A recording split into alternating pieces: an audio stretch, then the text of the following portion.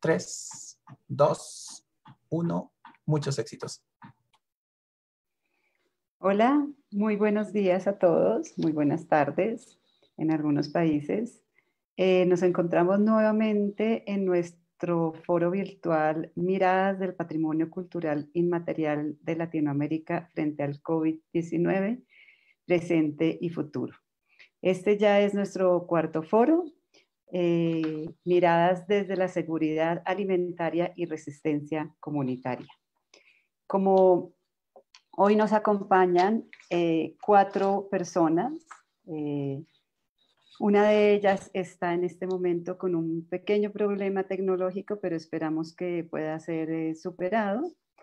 Nos acompaña hoy Enrique Sánchez. Enrique Sánchez es, ahí ya nos está saludando. Enrique es colombiano. Investigador en cocinas tradicionales hace muchísimos años. Es sociólogo, ha trabajado en el país, en Colombia, en muchísimos proyectos, procesos relacionados con temas étnicos, con pueblos indígenas, afros, campesinos, con temas de tierras, con temas de derechos culturales, de derechos humanos. Y actualmente se dedica sobre todo a la economía campesina, la cultura culinaria tradicional y la salvaguardia del patrimonio inmaterial.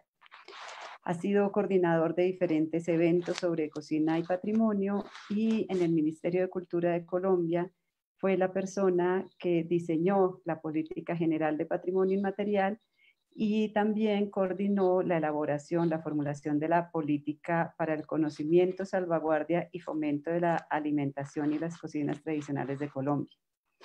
Es editor, autor y coautor de muchísimas publicaciones. Resaltamos Paseo de Olla, que es un paseo por la cocina tradicional colombiana deliciosa.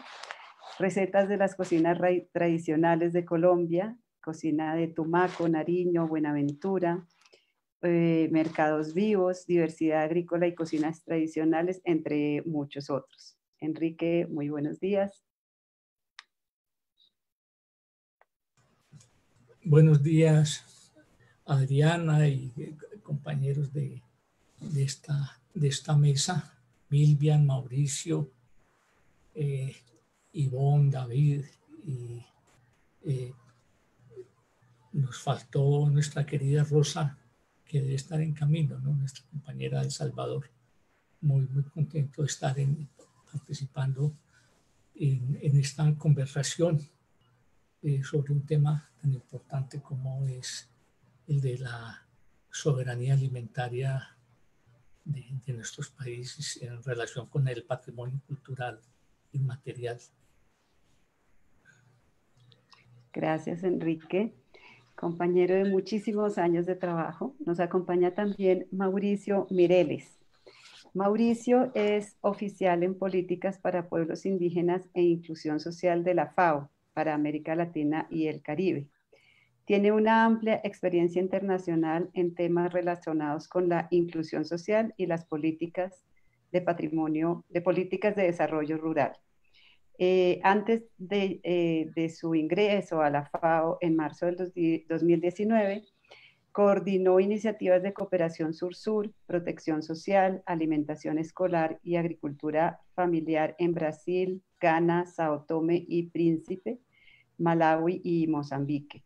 Es sociólogo y antropólogo con estudios de maestría en seguridad ambiental y una segunda maestría en estudios de paz, desarrollo, seguridad y transformación de conflictos internacionales. Bienvenido y mucho gusto, Mauricio. El gusto es mío, Adriana. Muchísimas gracias por invitarme y también saludos a mis demás colegas, a Enrique, a Milvian, a Rosa, que esperamos que llegue en breve. Así que un gusto dialogar con ustedes. Gracias. Y nos acompañan 2 lideresas comunitarias de procesos muy interesantes, una de Guatemala y otra de El Salvador. De Guatemala nos acompaña Milvian Aspuac.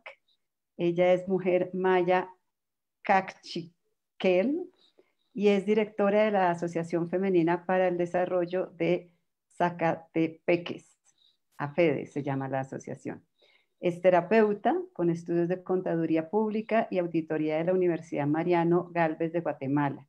Es integrante del Movimiento Nacional de Tejedoras y directora de la Asociación Femenina para el Desarrollo de Zacatepeques, organización de mujeres indígenas que buscan el Utzcaslemal, vida en plenitud, después me harás todas las correcciones posibles. Buscan esta vida en plenitud a través de la reflexión y la formación política que promueve las formas propias de organización, la producción de alimentos, la indumentaria maya y los sistemas de salud ancestral desde la cosmovisión de pueblos indígenas, para contribuir a la eliminación de todas las formas de opresión hacia las mujeres y los pueblos. Es un gusto y un honor tenerte aquí, Milvian. Te damos la palabra para saludar. Regressi Bonojes, ni Matioshi, Romare, Jun, Ramagre, Chine Kazajun, Kain, Tzig, Pariri, Locolaj, Kawaj, y Locolaj, Kawaj. Buenas tardes a todas y todos. Yo soy Milvian Ascuac. Es para mí un gusto poder compartir con ustedes uno o dos pensamientos y también parte de nuestra experiencia como organización a partir de la soberanía alimentaria. Saludos muy especiales para cada uno y cada una de ustedes. Y está con nosotros también Rosa Lilian López Rivas. Ella es guía de la Organización Comunitaria de las Mujeres de Chalatenango del Salvador. Rosa es licenciada en Trabajo Social en la Universidad Andrés Bello, con formación en Derechos Humanos, Cuidado y Medio Ambiente. Es lideresa comunitaria, activista defensora de los derechos humanos de las mujeres por la igualdad y la equidad e integrante de la Junta Directiva del Movimiento Social CCR del Salvador, en representación de la Secretaría de la Mujer de ese país. En la actualidad trabaja en la Organización Comunitaria de las Mujeres de Chalatenango, guiando un proceso de soberanía alimentaria que les permite producir con las familias alimentos sanos y prevenir el contagio de COVID-19. Bienvenida, Rosa, si te quieres presentar tú también.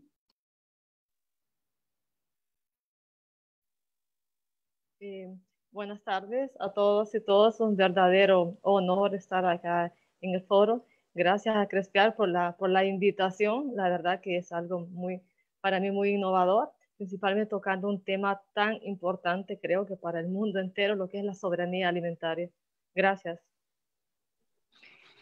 Gracias, Rosa. El honor es para nosotros. Bueno, como pueden ver, hemos seguido con nuestra propuesta de generar diálogos entre expertos, personas que llevan años trabajando en el tema, que tienen diferentes miradas, que han apoyado procesos, que han estado en la academia, que han escrito publicaciones, con personas que, como el caso de Mauricio, además de toda esta experiencia, tiene la posibilidad de mirar desde región, mucho más desde el tema de los pueblos indígenas.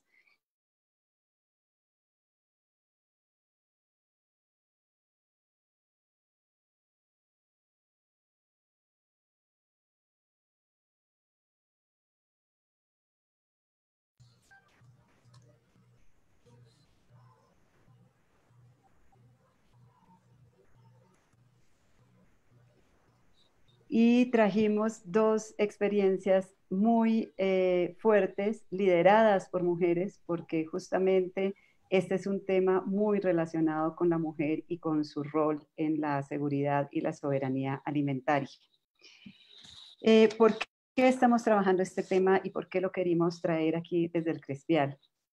Lo primero, pues, este COVID-19, esta situación mundial, nos ha mostrado la importancia imperiosa de la alimentación, de la buena alimentación, del cuidado familiar y de buscar cambios en el mundo que nos permitan seguir viviendo como humanidad. Nos quedan 10 años para alcanzar los objetivos de desarrollo del milenio, donde la alimentación y la agricultura son de los principales protagonistas y desde donde se plantea un enfoque integral. Los desafíos y por tanto las soluciones son integradas Y por eso, desde los distintos ámbitos debemos trabajar en este tema. Desde la cultura, en el patrimonio inmaterial es muy importante y hay una relación directa. Es así como en la convención se ha incluido este tema desde el desarrollo sostenible. Esa relación entre seguridad alimentaria como uno de los principios del desarrollo social incluyente. ¿De qué estamos hablando? Estamos hablando de los conocimientos y prácticas en materias de agricultura, pesca, caza, pastoreo y recolección, y en la preparación y conservación de alimentos, comprendidos en estos ritos, creencias, todo lo que está alrededor de la alimentación. Todos estos conocimientos contribuyen a la seguridad alimentaria y a la nutrición, y desde la convención se ha planteado en tres grandes temas. El primero, desde los estudios, para comprender esa diversidad de conocimientos y demostrar que esos conocimientos promueven y aportan a la agrobiodiversidad y garantizan la seguridad alimentaria. Y también cómo esto refuerza la resiliencia al cambio climático. En una segunda medida, se busca que se promuevan medidas de orden jurídico nacionales, códigos de ética relacionados al acceso a ese conocimiento, pero también a la distribución equitativa de los beneficios y a garantizar esa transmisión de conocimientos. Y en un tercer aspecto, se buscan medidas para reconocer y respetar los derechos consuetudinarios sobre los ecosistemas terrestres, los ecosistemas marinos y los ecosistemas forestales, y esa relación entre la protección de esos ecosistemas y el mantenimiento de los conocimientos tradicionales. Entonces, lo que se está planteando, lo que se está buscando es promover, reforzar, consolidar estos sistemas alimentarios para reducir el hambre, para ayudar a contribuir a combatir el cambio climático. Todos sabemos que en nuestros países, en la región, hay muchas prácticas agrícolas insostenibles y lo que se está buscando es un equilibrio, y es cómo fortalecer estas prácticas, estos conocimientos tradicionales, nos puede permitir una forma diferente y mucho más sana de seguirnos alimentando. Entonces, de alguna manera, lo que se está planteando es cómo proteger la diversidad biológica, proteger la diversidad cultural y proteger los sistemas alimentarios va a ayudar a lograr una soberanía alimentaria. Vamos a comenzar entonces con Enrique, si estás de acuerdo, Enrique, si nos cuentas un poco desde tu visión, ¿cuál es esa relación entre el patrimonio inmaterial y la seguridad y la soberanía alimentaria? Desde tu experiencia, desde muchos de los ejemplos que tú has podido ver. Enrique. Bueno, pues creo que Adriana ha hecho una introducción muy interesante que nos pone en contexto pues, de un reto muy grande, es decir, el tema de preservar, es decir, de salvaguardar en términos de la convención los saberes, los conocimientos sobre la agricultura y la alimentación, que son pues en particular de las economías indígenas y las economías campesinas. La relación con dice, todos nacemos inmersos en una cultura, y en esa cultura todos recibimos como un don muchas de expresiones de la cultura que nos constituyen. Empecemos pues por el lenguaje, la lengua. Todos recibimos una lengua, lo aprendemos en el seno de la familia, nuestra lengua. Aprendemos, nos alimentamos. El gusto se crea en el contexto el gusto de la cocina y la alimentación se crea en el seno de la familia. Aprendemos valores, aprendemos canciones. Todas esas cosas las recibimos, nos vienen, nos llegan Y esas cosas que hacen parte de lo que llamamos nuestra identidad, pues las queremos conservar y las queremos transmitir a las generaciones. Ahí vamos a encontrar pues, los elementos fundamentales del patrimonio cultural inmaterial, que lo recibimos, lo queremos conservar y lo queremos transmitir. El patrimonio es un ejercicio fundamentalmente de valoración, de valorar lo que tenemos, cuidarlo, salvaguardarlo y quererlo transmitir. Y en el pensamiento indígena eso es muy claro, que la tierra, lo que llamamos los servicios ambientales, los recibimos. Eso no es de nosotros, eso ya está, es decir, es un bien comunitario, es un bien de la sociedad, de la humanidad, y el deber nuestro es cuidarlo y transmitirlo. Y ahí aparecen dos elementos bien complejos que tienen que ver con los objetivos del desarrollo del milenio, y es el tema de la responsabilidad social con el medio ambiente, con la sociedad, con la cultura, y el tema de la solidaridad intergeneracional. Ese es un reto muy grande, la solidaridad intergeneracional, cómo cuidamos lo que tenemos para transmitirlo. Eso es muy claro en las sociedades indígenas, en las sociedades ya urbanas, es mucho más complejo. Los sistemas alimentarios son una parte fundamental de la cultura. Esos sistemas están construidos sobre 4 pilares, llamémoslo así, esos sistemas. El primer pilar es el tema, el medio ambiente. Es decir, toda sociedad se relaciona con su medio. Ese es uno de los pilares del sistema alimentario. El otro es el sistema productivo. Esos dos constituyen un elemento supremamente importante en el patrimonio, y es el territorio. No hay patrimonio o manifestación del patrimonio cultural y material que no esté relacionada con un territorio. Por eso la insistencia de los pueblos, es decir, a preservar y a conservar sus territorios. Es decir, el territorio es el derecho al territorio, el derecho es un derecho que siempre está en estas discusiones.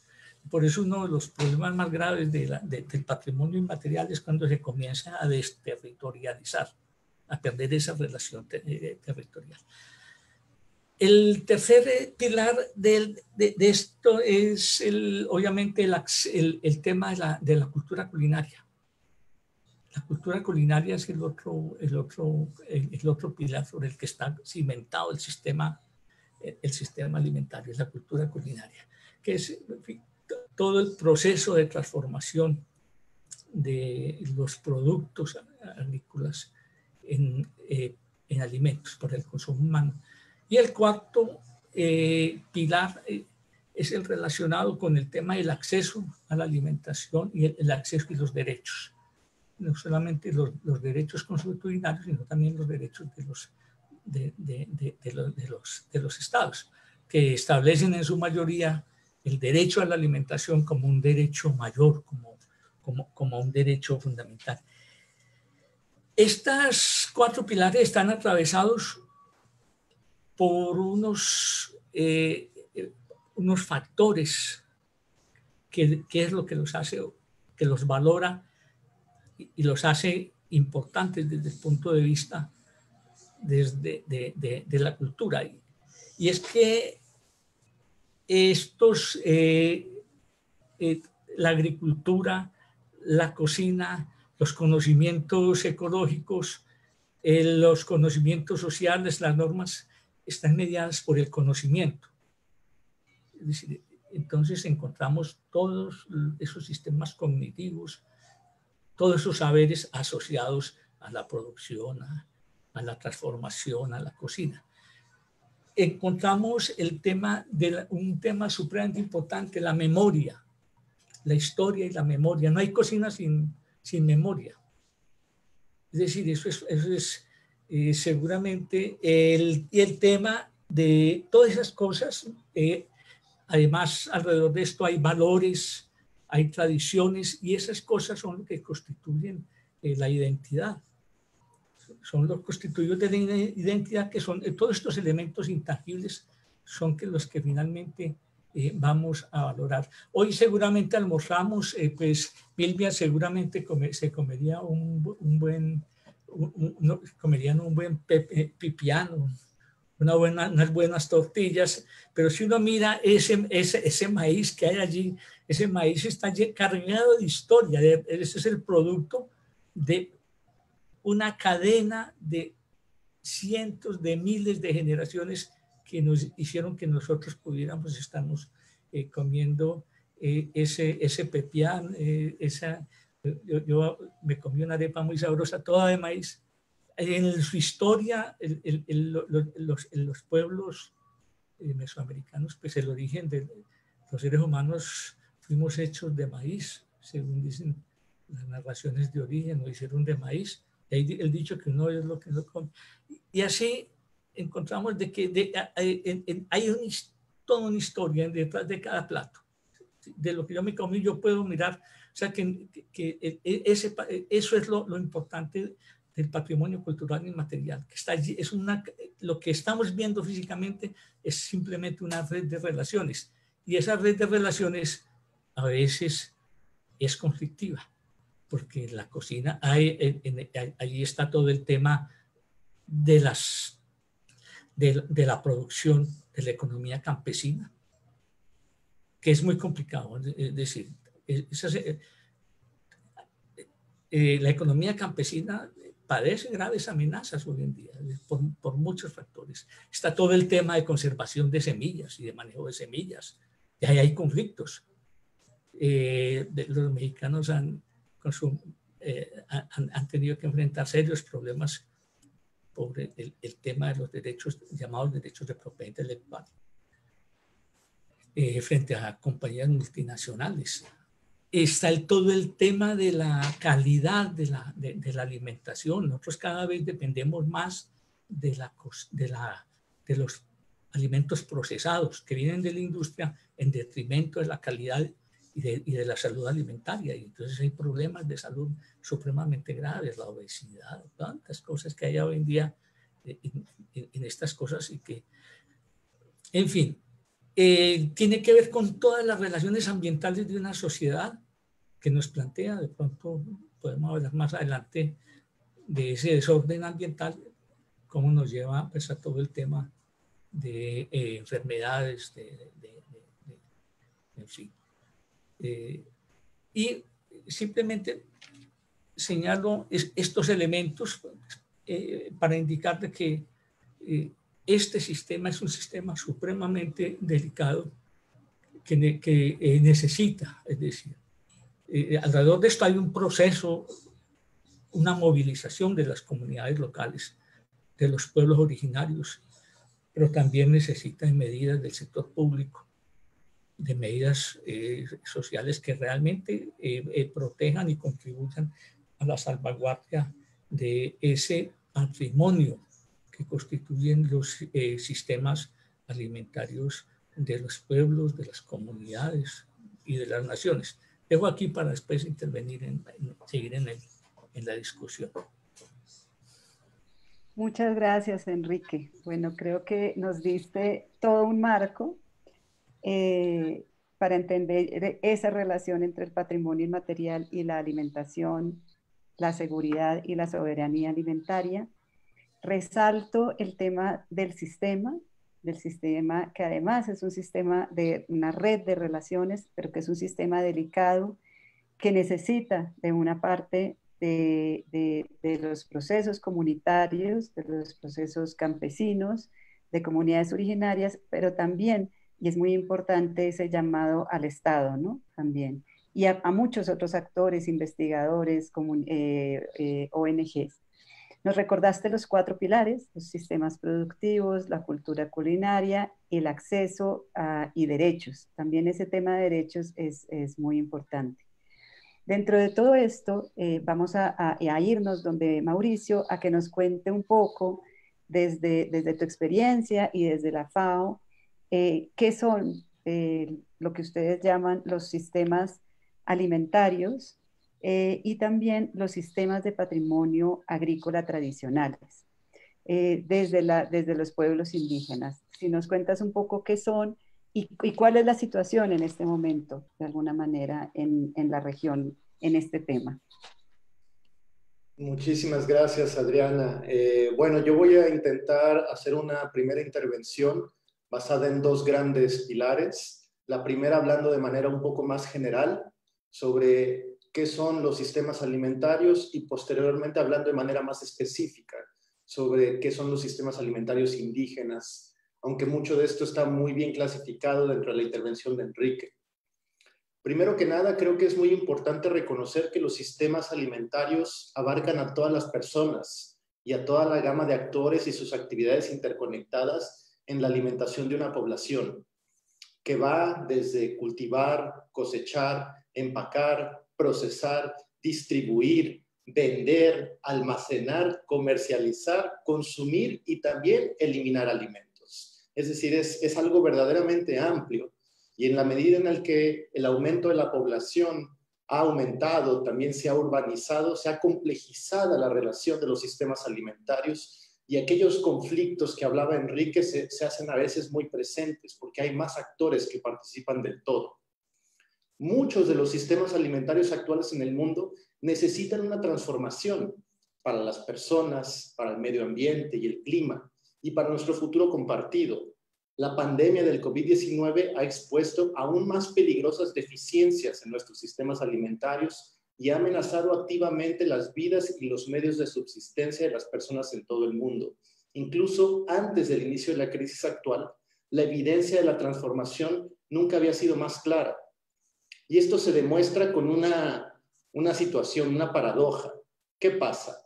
Que a pesar de producir más alimentos que nunca en la historia del planeta, aún hay 690 millones de personas con hambre y alrededor de 2.000 millones de personas con sobrepeso u obesidad. Lo que quiere decir que el sistema alimentario no está respondiendo a una premisa básica de nutrir a los individuos e inclusive está generando algunas enfermedades específicas. Ya no hablemos de limitaciones en capacidad cognitiva, rendimiento escolar o laboral que pueden afectar de manera específica también a la infancia. Y es que la salud de las personas se ve sofocada por un resultado de dietas poco saludables, que a menudo, porque no pueden acceder a alimentos adecuados y aceptables en todo el mundo. Entonces, esto está generando no solamente un efecto directo para las personas, sino también contaminantes en el agua, en el suelo, el aire, y también el peligro de consumir sustancias que pueden ser peligrosas. Aquí les va unas cifras bastante interesantes. Los sistemas alimentarios también son parte del problema de todo esto que está pasando hasta el momento. Son responsables por el 29% de las emisiones de gases de efecto invernadero que se producen en la cadena de suministro. El 35% de toda la comida producida se desperdicia. Y los sistemas alimentarios representan hasta el 80% de la pérdida de biodiversidad, el 80% de la deforestación y el 70% del uso del agua dulce. Y esto necesita cambiar. Afortunadamente hay espacios, hay conciencia, hay incidencia para que haya sistemas alimentarios más sostenibles y resilientes, que puedan brindar a través de estos espacios de colaboración oportunidades para una construcción de un futuro diverso. Y para ello es importante reconocer particularmente el papel de los pueblos indígenas. La FAO reconoce abiertamente que los pueblos indígenas son aliados claves para la erradicación del hambre, la pobreza y la malnutrición. El conocimiento tradicional indígena mantiene una relación intrínseca, como nos comentaba bien Enrique, entre lo que es el medio ambiente y los medios de vida sostenibles para resguardar la biodiversidad en los territorios ancestrales. No es casualidad que a nivel global 80% de la biodiversidad esté concentrada en los territorios ancestrales indígenas. Esto es una clave muestra de que aquí hay un conocimiento y una práctica que ha pasado de generación en generación y que ha permitido preservar esa condición con la naturaleza que otros aspectos del sistema alimentario más industrializados no lo han conseguido hacer. Y dentro de ello, las mujeres indígenas tienen un papel fundamental. tanto en resguardar ese conocimiento como en su transmisión intergeneracional y en la preservación de los sistemas alimentarios. En América Latina y el Caribe, los pueblos indígenas son guardianes de 1/3 de los bosques de la región y han demostrado que no solamente los habitan, sino que los saben preservar inclusive mejor que otras áreas o reservas ambientales.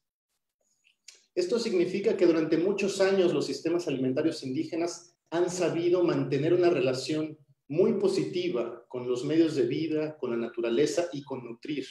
Y una percepción del nutrir no solamente desde una visión alimentaria o limitada a un alimento en una visión más occidental, sino también a la visión de nutrir en una visión más espiritual, que puede pasar también por plantas medicinales, plantas que son utilizadas durante ceremonias y demás. Y es por ello que desde FAO hemos hecho un esfuerzo por empezar a investigar más, a conocer más, poder valorizar esa riqueza para que haya un equilibrio en estos sistemas y que las políticas de desarrollo rural tengan una percepción de que no debemos únicamente hablar cuando tratamos de situaciones con pueblos indígenas desde una visión de exclusión social o de marginación, sino también hablar desde la riqueza y generar y construir políticas públicas desde ese conocimiento, desde esa riqueza que pueden llevar a una situación mucho mejor.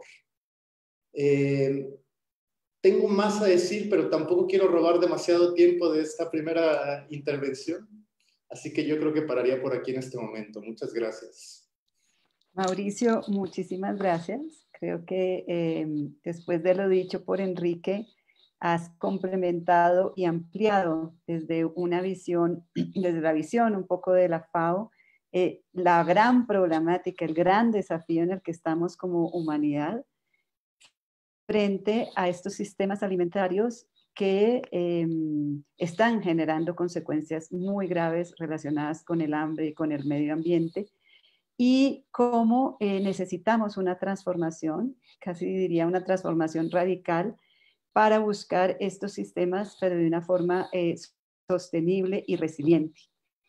Y nos has mostrado también esa relación con lo que está ocurriendo hoy y cómo en esta pandemia nos está llevando a un mayor riesgo frente a la salud y frente a esa relación entre la alimentación y la salud. Voy a tomar lo último que dijiste porque nos lleva muy bien al enlace con las dos experiencias que trajimos, cómo ese conocimiento indígena que has demostrado con cifras también en esa relación con la protección de la biodiversidad, tienen una forma y un sistema de alimentación mucho más acorde a la sostenibilidad ambiental. Y me pareció muy linda eso que hablaste de la nutrición, no solo como alimentación, sino espiritual, y al papel de las mujeres. Y justamente lo que traemos con Milvian y con Rosa son dos experiencias desde la voz de las mujeres. Y por eso le quiero dar la voz primero a Milvian, para que nos cuente un poco cómo ha afectado la pandemia la seguridad y la soberanía alimentaria en Zacatepeques. Cuéntanos esa experiencia y todo lo que ha surgido de esa experiencia y todas esas reflexiones acerca de la vida que han generado en ese proceso. Muchas gracias. Gracias a quienes me antecedieron porque dan un panorama muy amplio de la situación que se vive en el mundo y en las distintas comunidades donde estamos habitando los seres humanos. Bueno, en Guatemala el problema de la inseguridad alimentaria ha provocado que tengamos índices altos de desnutrición crónica. Al menos en el departamento de Zacatepeques, desde el año 2015 tenemos cifras de un 42% de desnutrición crónica y aguda. En el año 2019 tuvimos más de 12,000 casos de desnutrición aguda y esto ha costado la vida de muchas niñas y niños en todo el país. Las crisis multidimensionales y en especial la crisis de la existencia misma ya venía afectando nuestras comunidades por lo que con la llegada de la COVID-19 estas se agudizan. En el área de Zacatepeques, pues tenemos algunos cultivos principales, ¿verdad? Entre ellos los granos básicos, las hortalizas, los frutales, el café, la caña de azúcar y algunas flores ornamentales. Y a pesar de que los granos básicos son esenciales para la alimentación de la población, se cosecha apenas el 14.5%, ¿verdad? Según encuestas realizadas en el país. Y estas cifras, pues, en estos años no han cambiado mucho. Las familias este año cosecharon maíz y frijol y en promedio les alcanzó para alimentarse durante 4 meses, ya que en el departamento nuestro, de las 53.000 hectáreas que tenemos, apenas 6.000 hectáreas se destinan para el cultivo de alimentos, y eso es muy poco para alimentar a toda la población. Entonces las familias solo tuvieron 4 meses para alimentarse con lo que cosecharon, ¿verdad? Y además esta cosecha también fue afectada por la escasez de lluvia que hubo el año pasado, y esto vino a afectar más la inseguridad, a la seguridad y la soberanía alimentaria de las comunidades. Como organización desarrollamos un diagnóstico con 8 grupos de mujeres de diversos territorios de Zacatepeques, Santa Lucía, Utatlán de Sololay, San Martín, Jilotepeque de Chimaltenango. Y nos preocupa mucho, ¿verdad?, que las mujeres ahora tengan mayores dificultades para alimentarse ellas y alimentar a sus familias. Esta pandemia ha venido a acrecentar todos los problemas de empleo y subempleo que hay en la región. Y muchos de los esposos, hijos e hijas de las mujeres o fueron suspendidos o fueron despedidos de sus empleos. Y esto genera más recarga, no solo de trabajo, sino de atención de las mujeres en sus familias, porque ahora hay más presencia familiar en la casa. Esto recarga de trabajo, pero no habiendo otra fuente de ingresos para la casa, entonces la cantidad y la calidad de los alimentos disminuye. Por lo tanto, se está comiendo, mas no se está alimentando. Nosotras en la organización abrazamos un principio hipocrático que dice que tu alimento sea tu medicina y tu medicina tu alimento. O sea, la salud, la alimentación y estos derechos fundamentales y las necesidades vitales de todo ser humano y de todo ser vivo van entrelazados, son integrales, no se pueden separar. Por lo tanto, si no tenemos una buena alimentación, no vamos a tener una buena salud. Si no tenemos una buena alimentación, no vamos a tener las defensas suficientes para poder contrarrestar enfermedades como la de este virus en nuestro territorio. Y eso nos preocupa mucho. Las mujeres se están endeudando en las tiendas de barrio que tienen en sus comunidades, con otras amigas, con otros familiares, porque hay la necesidad de conseguir alimentos. Y como no se cosechó lo necesario para todo el año, hay que ver cómo se puede suplir estas necesidades. Por otro lado, esta pandemia ha demostrado que el cultivo de alimentos es fundamental. O sea, que pueden haber muchas cosas que podemos darle importancia, pero no son vitales como lo son la alimentación. Por lo tanto, mucha gente comenzó a retomar el cultivo de sus tierras en estos meses que cayó la lluvia en nuestro territorio. Sin embargo, mucha gente arrenda tierra, o sea, presta la tierra, ¿verdad?, cada año. Pero ahora los dueños de esa tierra en este momento dijeron, bueno, ya no puedo arrendar porque ahora voy a cultivar. Y entonces la gente que no tiene tierras se la está viendo muy complicada porque ahora no tiene dónde cultivar. Entonces, hay tierras, pero a veces producen otro tipo de alimentos. Y en el departamento de Zacatepeques, pues la mayoría de los agricultores, al menos en mi comunidad, el 70% se dedica a la agricultura. Pero qué contraste, porque tenemos un 49% de desnutrición en el municipio donde yo vivo. Y somos 70% agricultores, productores de la tierra. ¿A dónde se está yendo esa comida? Entonces, esa comida se está exportando porque son productos como arveja china, zucchini, ejote francés, zanahoria pequeña y otros producidos. Y entonces que no alimentan a la propia familia, sino que salen de la comunidad. Entonces esos son los contrastes que tenemos.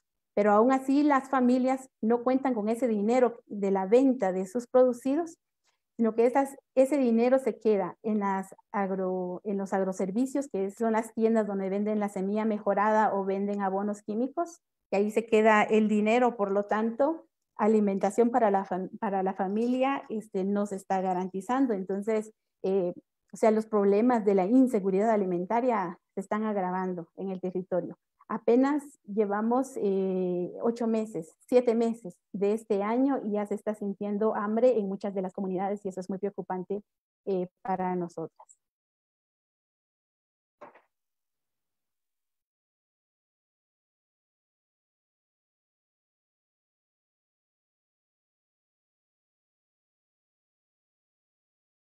Yo creo que lo dejo por ahí.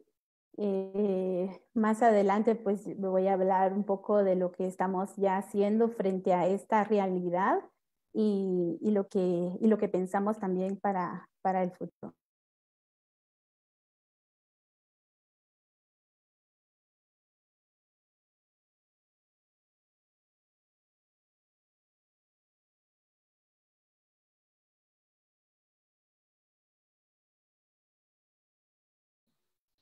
Milvian, muchísimas gracias. Bueno, yo creo que has dado el panorama en lo local, ¿no? Las instituciones, los expertos, estamos hablando de un montón de datos que se recogen, que se sistematizan, pero tú nos los has mostrado con la evidencia, ¿no? Y esa relación, o sea, cómo siendo agricultores hay una gran desnutrición, cómo y dónde, para dónde se van esos alimentos y quién se queda con los recursos de esos alimentos. Estos son muchos de los temas de seguridad y de soberanía alimentaria que tenemos que analizar, que entender. El tema de las tierras que nombró Enrique, esa relación entre ese patrimonio inmaterial, esos conocimientos, esas prácticas y la necesidad de la tierra. Y me gusta mucho la frase que dijiste de una buena, que nos estamos alimentando, se está comiendo, pero no alimentando. Y que una buena alimentación genera una buena salud. Entonces, ya vimos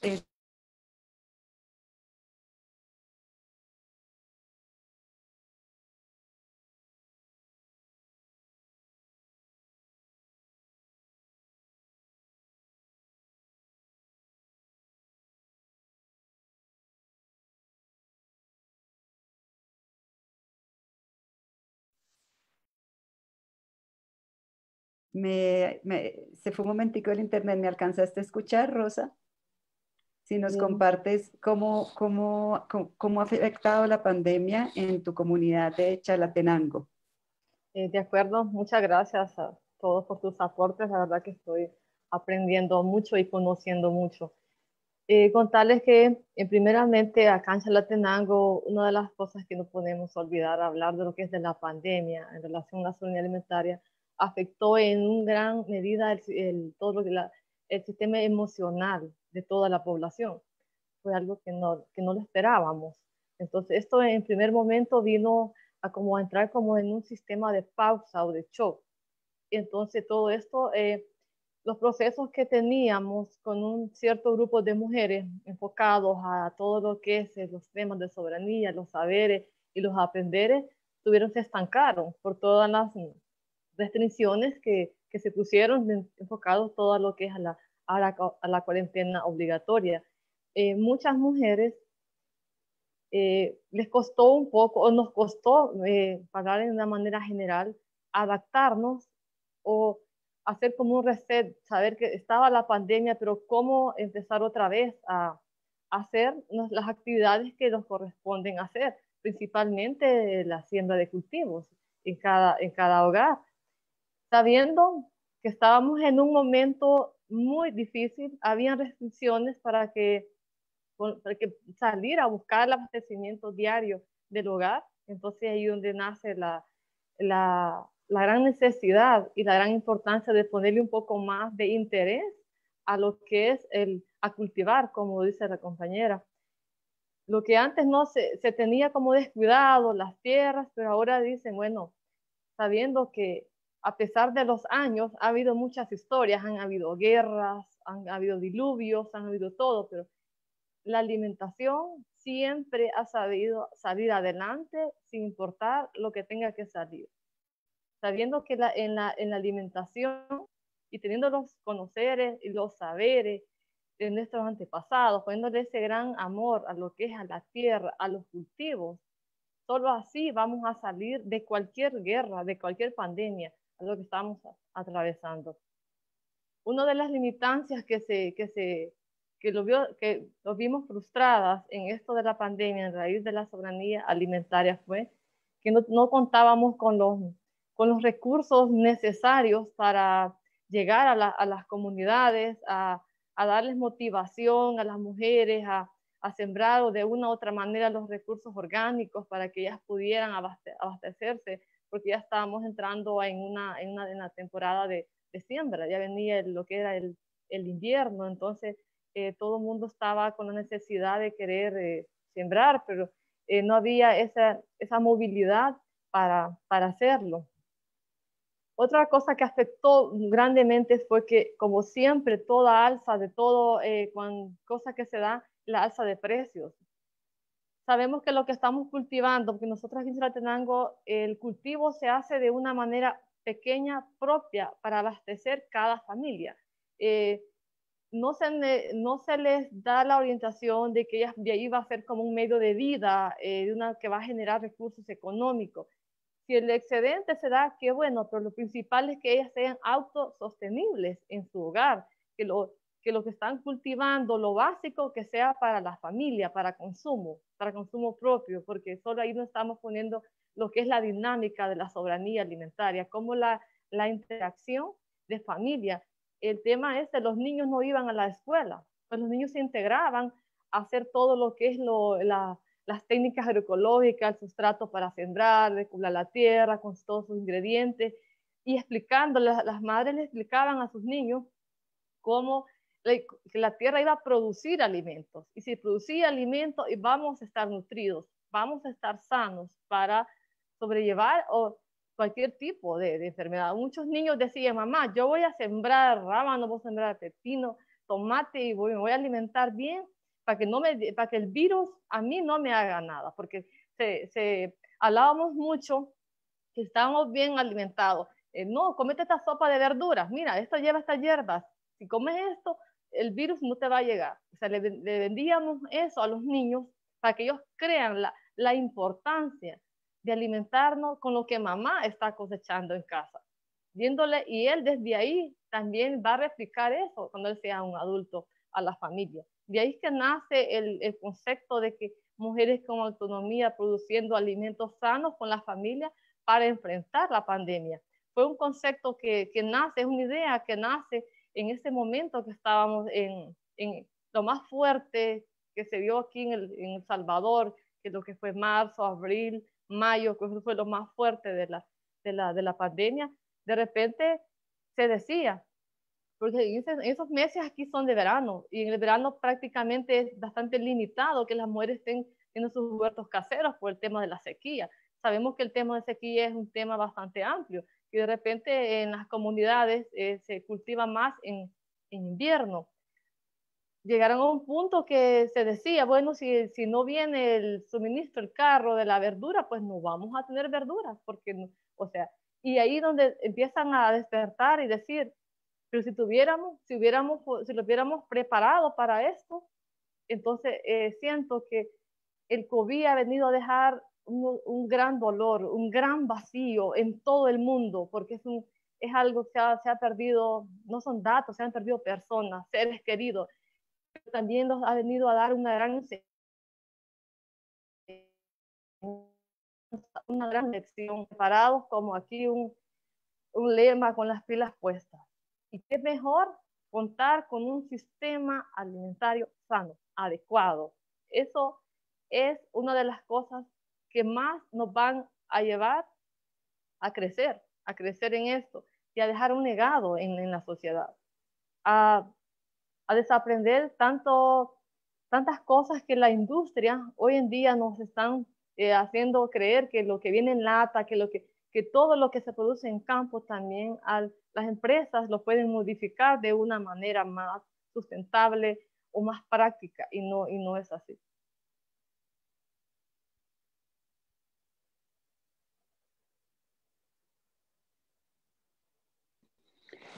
Rosa, muchísimas gracias. Ya desde El Salvador pudimos también ver una experiencia de tierra, una experiencia local. Me quedo con varios de tus frases y de tus conceptos, y es esto de la mujer con autonomía, ¿no? Y de cómo se vio deprimida, digamos, y bueno, por muchas cosas que pasan en el mundo, también la mujer ha sido muy afectada. Pero volver a la tierra, esta relación nuevamente, y que nos empecemos como humanidad a dar cuenta la importancia de la mujer, la importancia de la mujer en la tierra, cómo las está haciendo salir de alguna manera de esa depresión desde esa valoración. Bueno, tú lo has dicho muy bien, y yo creo que todos hemos sentido esas palabras. El COVID nos ha dejado un gran vacío, pero a la vez una gran enseñanza, ¿no? De regresar y de buscar un sistema alimentario sano. Ahora vamos a seguir desde las experiencias. Milvian, nos gustaría que nos cuentes cuáles han sido esas estrategias, qué hicieron las comunidades, qué están haciendo para paliar esta situación, y cuáles han sido los aprendizajes que quieres compartirnos. Porque de alguna manera esta charla que la ven muchísimas personas ahora en vivo, a quienes todos saludamos, pero después que se reproduce mucho, es como ese granito de arena, es como esa semilla que estamos sembrando. Entonces compártenos tú como representante y lideresa esos aprendizajes, cuáles son esos mensajes que le quieres mandar a todas las personas que nos están acompañando y viendo. Sí, muchas gracias. Bueno, yo creo que nuestras organizaciones existen porque hay una necesidad sentida en las comunidades, y que no necesariamente el Estado nos resuelve. Si el Estado resolviera todo, pues no tendría razón, ¿verdad? Nuestra organización. Sin embargo, esto nos ha movido a nosotras a caminar durante muchos años, a experimentar, a aprender de esas experiencias y luego replantear nuestro camino. Nosotras venimos de varias prácticas, entre ellas pues los emprendimientos económicos, ¿verdad? Que finalmente pues podíamos tener un poco de dinero, pero digamos que no cambiaba la forma de vida y nuestras relaciones, y al final de cuentas pues las mujeres no éramos tan felices, ¿verdad? Como queríamos ser. Y todo este caminar nos fue abriendo, nos fue mostrando qué es lo prioritario. Entonces, antes de la pandemia, pues ya pensábamos que lo normal no era normal, sino tendríamos que buscar como alternativas para nuestra vida y para estar mejor. Nuestra organización le apuesta a la vida en plenitud, que para nosotras es el Utzcaslemal. Y eso significa, Utzcaslemal es vida en plenitud, vida plena, donde colocamos al centro la vida de todos los seres que coexistimos en este universo vivo, la importancia del fortalecimiento y recuperación de saberes y prácticas ancestrales que nuestras abuelas y abuelos han practicado y que hasta hoy nos tienen con vida, a pesar de las múltiples violencias que se interseccionan sobre nuestras vidas. Todas esas violencias que han venido a despojarnos de lo que es nuestro desde siempre, esas violencias que vienen a matar el conocimiento de nuestras abuelas y abuelos, ese lenguaje violento que nos dicen que nuestras prácticas son como de la era muy antigua y que no es funcional, pero que como mujeres mayas sabemos que estamos vivas y vivos porque todavía practicamos, ¿verdad? Esos saberes de nuestras abuelas y abuelos. Tenemos claro que uno de los derechos fundamentales para nosotros es la libre determinación de nuestros pueblos y de cómo las sujetos de esos pueblos, que seríamos los hombres y las mujeres, necesitamos ser autónomos para poder lograr nuestra soberanía, nuestra liberación y que podamos vivir bien. Y bueno, pues la soberanía alimentaria finalmente está vinculada a esos derechos de las personas. y también vinculada a otros derechos como el acceso a la tierra, al agua, porque si no hay tierra ni agua no puede haber producción de alimentos, ¿verdad? Y eso es fundamental. Y sentarnos a hablar y a reflexionar de esto es muy importante porque antes de transformar una parcela, antes de cultivar alimentos, necesitamos primero cultivar nuestro pensamiento. Para nosotras esa es nuestra parcela humana, nuestro pensamiento, porque no podemos transformar nuestras acciones si no transformamos primero nuestro pensamiento. Entonces, no se trata solo de cultivar y cultivar, sino primero cultivarlo acá, ¿verdad? Para luego llevarlo a la tierra. Un pueblo que no tiene garantizada la satisfacción de sus necesidades no tiene tiempo para pensar. Y por ello nos dedicamos a promover la reflexión sobre las necesidades vitales. Hay múltiples necesidades creadas ahora en el mundo, este mundo globalizado, mercantiliza la vida, y entonces a veces le damos prioridad a ciertas necesidades que no son vitales. Y entonces, y es aquí donde perdemos la capacidad de nutrir nuestros cuerpos y de poner en el tapete qué es lo importante y voy a trabajar para esto, ¿verdad? Y me voy a estresar menos. Entonces reflexionamos sobre las necesidades vitales, sobre el cuidado de los medios de vida, que ya Enrique hablaba, ¿verdad? De un bien de la humanidad o recursos. Para nosotros son medios de vida, como la tierra, el agua, los bosques y todos los elementos de la red de la vida. Por ello nosotras promovemos el cultivo de alimentos en la tierra que esté disponible, y también haciendo uso adecuado de los espacios pequeños que tenemos para poder tener huertos familiares de hortalizas y plantas aromáticas medicinales. Hablamos también de la importancia de la nutrición y de la diversificación de lo que nos llevamos a la boca y pues al estómago, ¿verdad? También recuperamos conocimientos de la medicina ancestral, y pues abrazamos el principio que ya les decía, ¿verdad? Que tu medicina sea tu alimento y tu alimento tu medicina, porque creemos que es muy importante que, como queremos nutrir nuestro pensamiento de buenas ideas, también necesitamos nutrir nuestro cuerpo de acuerdo a lo que necesita. Y también nutrimos nuestro cuerpo, pero también la importancia de nutrir el suelo, porque nadie puede dar lo que no tiene. Si necesitamos que el suelo nos dé frutos, necesitamos nutrir bien el suelo, ¿verdad? Y por ello decimos que es importante trabajar la tierra con amor y respeto, porque no somos poseedores de la tierra, ¿verdad? Somos parte de esa tierra y necesitamos vivir en coexistencia, en interdependencia con ella. Entonces no hacerle guerra a la tierra, sino hacer acciones que nos armonicen con esa tierra y pues que estemos bien. También, bueno, necesitamos seguir colocando en el debate el uso y la tenencia de la tierra, porque es tan contradictorio que los que producimos la tierra no tenemos tierra. Y muchos de nuestras hermanas, hermanos en las Verapaces, por ejemplo en Guatemala, se les está desalojando de su tierra. Entonces, ¿cómo le quitas tierra a alguien cuando sobrevive de la tierra? Entonces, sí necesitamos hacer ese debate del uso y tenencia de la tierra, pero no solo quedarnos en el debate, necesitamos hacer algo al respecto.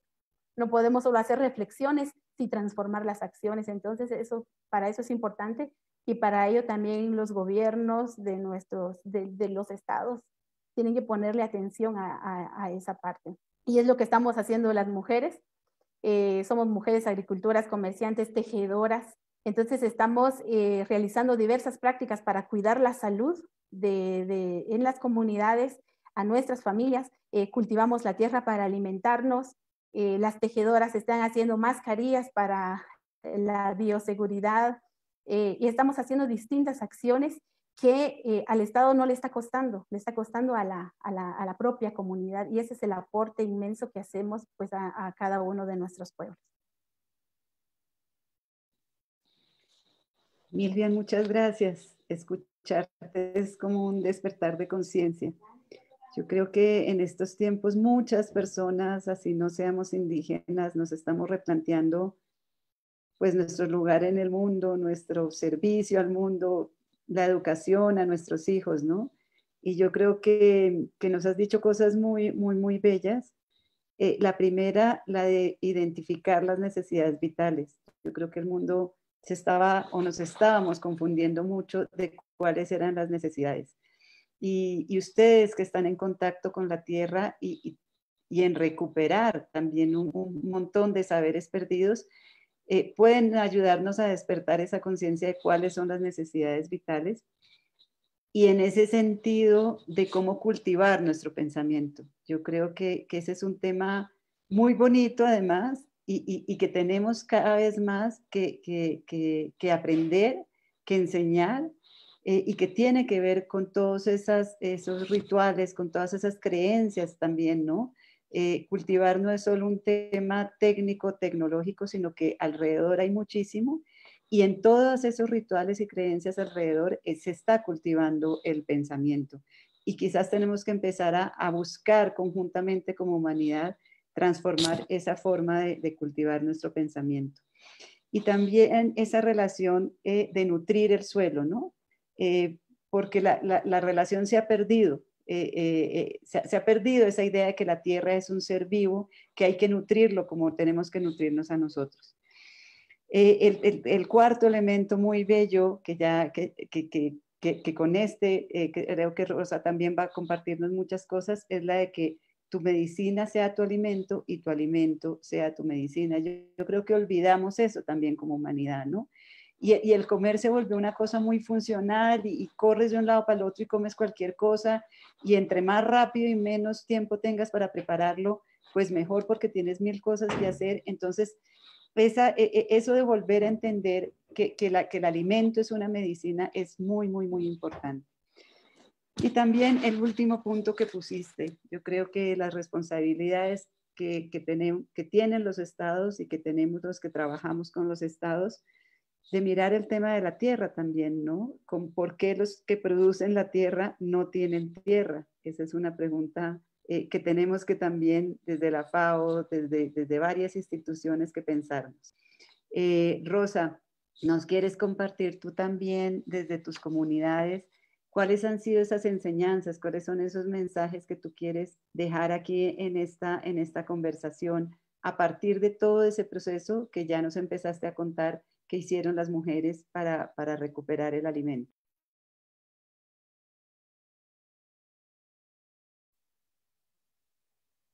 Claro, la verdad que, como vuelvo y repito, es algo tan productivo escuchar la experiencia de la compañera de otro país, que no es una gran diferencia la del Salvador, pero siempre hay cosas vamos, siempre las comunidades, siempre las personas rurales, tenemos algo mucho en común. Somos las personas de una u otra manera, somos bastante vulnerables por el hecho de vivir en campo, pero de repente nos marcan así, pero nosotros sabemos que eso no es así. Si nosotros lo creemos, así lo demostramos a donde vayamos, que no es así, que todos somos iguales y tenemos los mismos derechos en toda la sociedad. Bueno, comentarles que una de las estrategias que nosotras trabajamos acá en una organización comunitaria bastante, como les explicaba anteriormente, bastante de una sola región. Una de las cosas fue la motivación por la vida, porque veníamos en el centro de esa pandemia donde de repente todo el mundo hablaba de muerte. Entonces, principalmente es el despertar de la vida, la motivación de la vida. Si estamos vivos, si una persona tiene vida, es la dueña del mundo, puede transformar el mundo si tiene vida, si tiene motivación, si tiene una autoestima balanceada. Esa es una de las cosas que empezamos a trabajar con grupos, y como no podíamos juntarnos tradicionalmente, grupos de WhatsApp, sabemos de que hoy en día pues la tecnología ya invadió también nuestros territorios, nuestras comunidades. Antes solo se veía de cara más en la región central, pero ahora ya llegó también a lo rural. Empezamos a hacer grupos de motivación y luego a compartir lo que estábamos haciendo, enfocado en lo que es el tema de soberanía. Cada quien enviaba qué estaba cocinando, compartiendo recetas diferentes. ahora yo hice esto, yo hice lo otro. No, profe, el té ahora me quedó bien, le puse jengibre, no, pero ¿sabes qué? No habrá que ponerle ajo y cebolla. Yo leí por ahí, yo escuché por ahí que también va a tener un mejor impacto. Esto se hizo como viral y empezaron a integrar más gente, a despertar eso, y de una manera se volvió como moda, pero la idea era ponerle el interés a la soberanía alimentaria, que esos té que estábamos haciendo vienen de nuestra tierra, vienen de nuestra parcela. No teníamos que ir al súper, si no había transporte no íbamos a hacer té, no. Es que saber que nuestra medicina, como dice Media, está en casa. Y si en casa tenemos la medicina, entonces no vamos a tener ninguna enfermedad. Pero eso es principalmente, es el amor, es la motivación a la vida. Porque de repente nos cae todo, pero los caemos, los dejamos morir. Pero no puede ser así. Luego hacer un plan de vida, desde nuestra escasez y nuestra abundancia. Hacer un plan de vida, ¿qué tenemos? Pero que estoy en invierno, tengo agua, tengo esta pequeña parcela acá, tengo los saberes que desde la historia, mi madre, mi padre, mis hermanos han cultivado esto. De repente ellos no estaban por la migración o por otras razones, pero lo voy a retomar yo. Tengo abundancia. Y hacer un plan de vida en eso. Y luego, conservar lo que es todo lo que se ha venido haciendo por tradición, aprovechando cada cosecha. Otra cosa muy importante que aprendimos y también lo hicimos de una manera así es que en la cosecha, tiempo de los mangos, que hasta aquí es mucha abundancia, cómo conservarlos, cómo hacer una jalea y esa jalea poderla conservar que nos durara 3 meses más en el refrigerador y hacer una mermelada. O sea, ya era un refrigerio práctico como un pan francés y ya teníamos un refrigerio extra. Y la mermelada es del mango de nuestro patio, de nuestra casa, y no lleva nada que tenga que ver con un preservante químico. Entonces, esa importancia, cómo hacer vinagres, cómo hacer curtidos, esas cosas que alimentan o contribuyen a la dieta alimentaria de la casa. A procesar la cúrcuma. No sé si ustedes han escuchado hablar de la cúrcuma. Antes de la pandemia estábamos trabajando en eso y siempre les abastecemos que la gente tenga su depósito que dure un año, porque al año siempre la cúrcuma la procesamos, comenzamos noviembre, diciembre y enero. Procesamos la cúrcuma, pero ahora una de las lecciones y una de las estrategias que vino a despertar fue que de repente tenemos nuestras cosas por ahí y no le tenemos la importancia. Pero ahora la pandemia ha venido a que estas cosas sean el centro, que esto sea lo principal, porque es nuestra comida. Y no solo por la comida, no solo por el sabor, sino el valor nutricional, el valor preventivo que nos está dando. De repente hay mucha información que yo lo que hago es que yo le cito, le digo, mire, ¿tiene acceso a usted a internet? Sí, entonces, si usted no me cree lo que yo le digo, léalo. Es algo que lo digo, yo lo repito, pero no sale de mí. Ya hay estudios que están diciendo que esto es así. Entonces, hoy la cúrcuma se ha vuelto y el jengibre moda. Lo que antes lo teníamos ahí estaba ahí, pero no lo tiramos, pero no lo estábamos utilizando. Entonces, eso ha venido muchísimo más. Luego, otro tema importante es la espiritualidad, el amor a la tierra. Si le tenemos amor a la tierra, va a ir enfocado todo lo que ya los demás compañeros y compañeras han hablado, es el cuidado y el manejo del medio ambiente. Si yo amo la tierra, yo no voy a talar un árbol bonito, un árbol grande solo por plantar un patio más grande, no. Si le tenemos el amor a la tierra y a los elementos que la constituyen, el agua, la luz, el aire, todas esas cosas, solo, que es la madre tierra, y enfocada a la espiritualidad, sin importar la religión. La espiritualidad es ese amor que le damos a la tierra, porque ¿cómo regresar de lo que la tierra nos da? La tierra es la madre, la tierra es un todo. ¿Qué hacemos sin la tierra? La tierra es un ser vivo,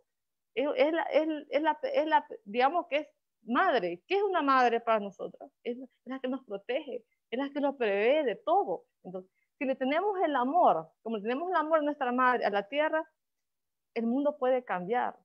El sistema, todo el cambio climático puede tener un cambio a nuestras generaciones.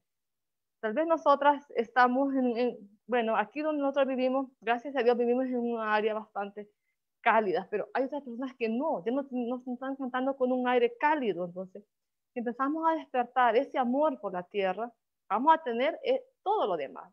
La soberanía alimentaria va a estar ahí, el aire va a estar ahí, todo va a estar ahí. Todo ese rescate de lo demás, que es lo que constituye el planeta Tierra, va a ser majestuoso, va a ser algo buenísimo. Luego, trabajar también, incentivar a las mujeres, decirles que la mujer rural da un gran aporte significativo a las economías, a la producción. La producción local es la que, como en otras comunidades, las mujeres son las que van con su canasto a vender los limones. Entonces, eso es sin importar la recarga que las mujeres tienen en sus hogares.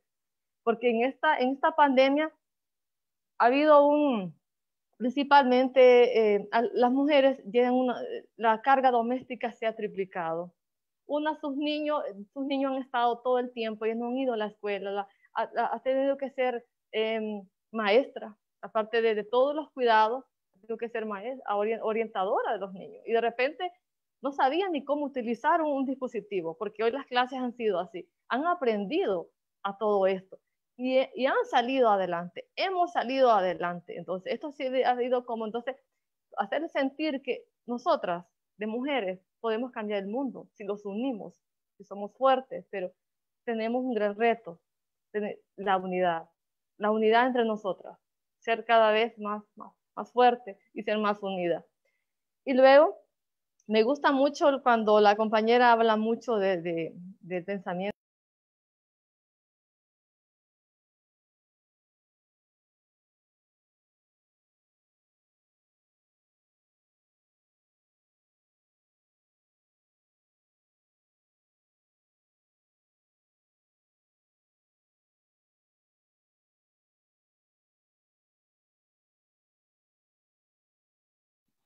Rosa, discúlpanos, no te estamos escuchando, estás sin audio.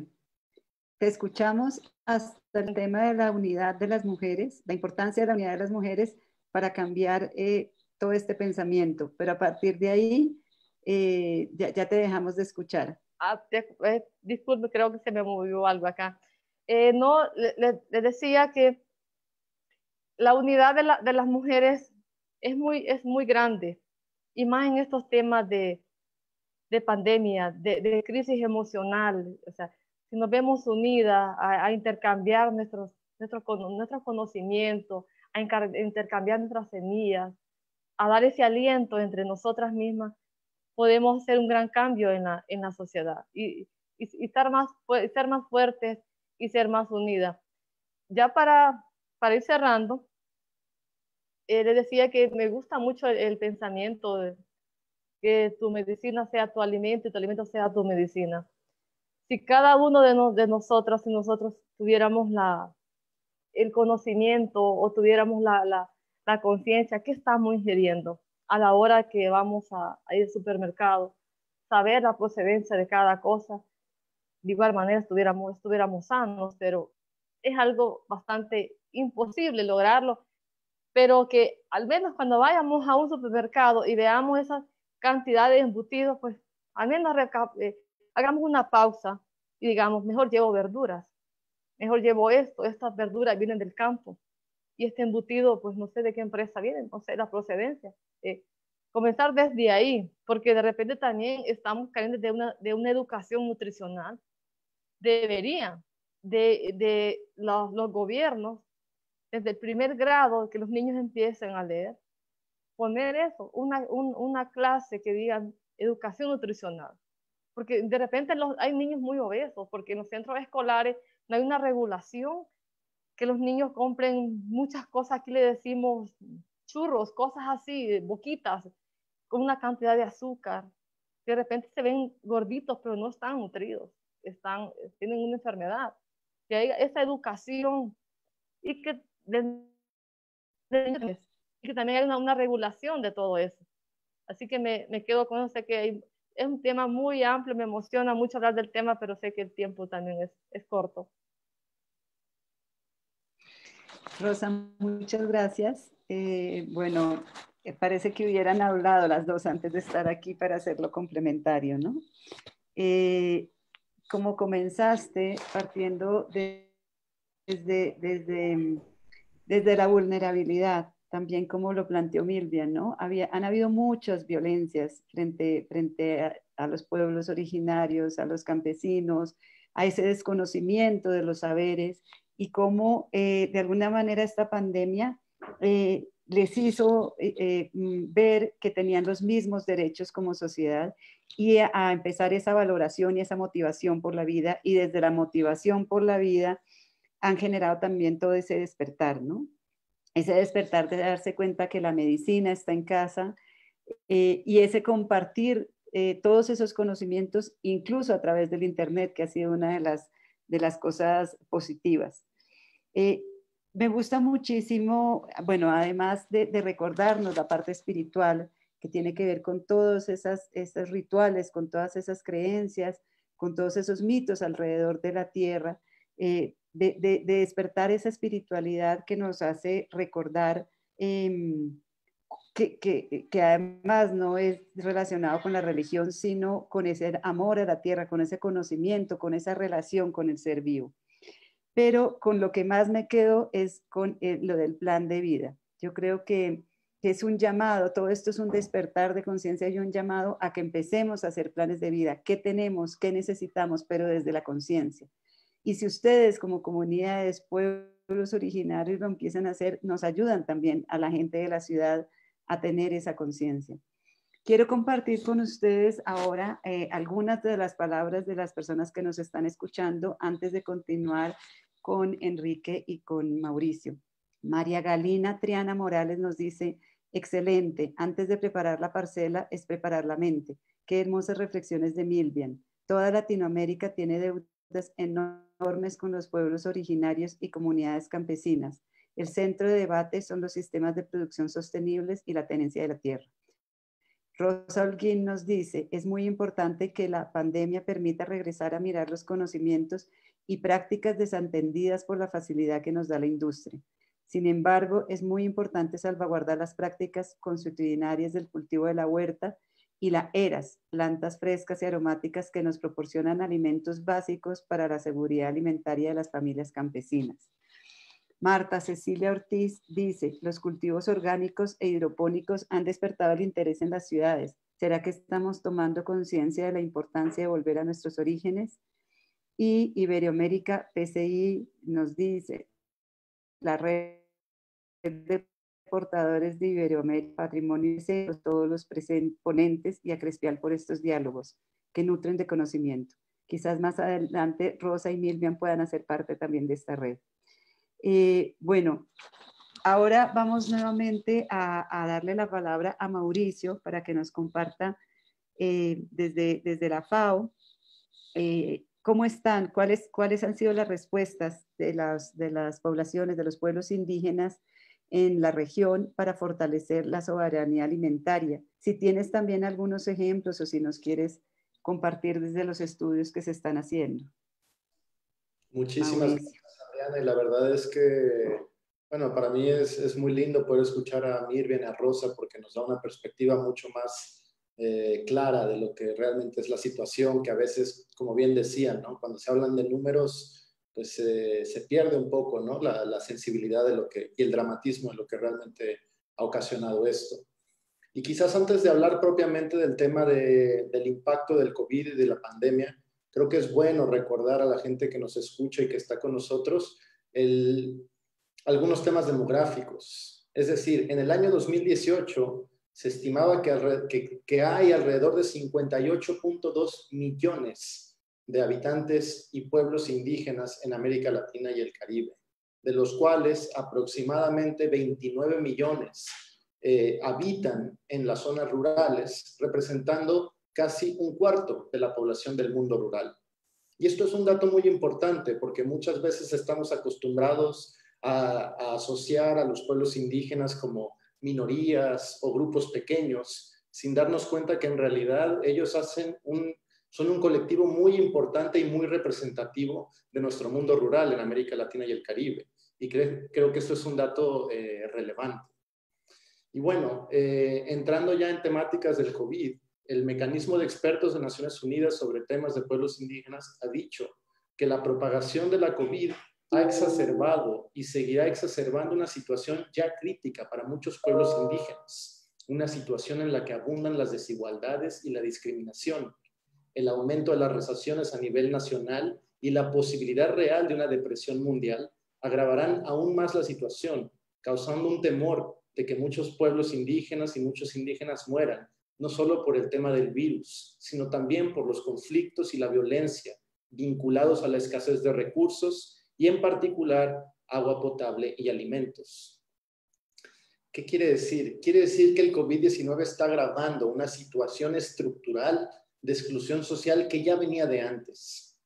Y que esto, conjugado con altos porcentajes o alta incidencia en términos de pobreza, mortalidad infantil y materna, desnutrición, enfermedades infecciosas como la malaria, la tuberculosis o el dengue que afectaban de una manera desproporcional y el limitado acceso a los recursos de salud o a instalaciones adecuadas en términos de agua e higiene, genera una situación mucho más compleja.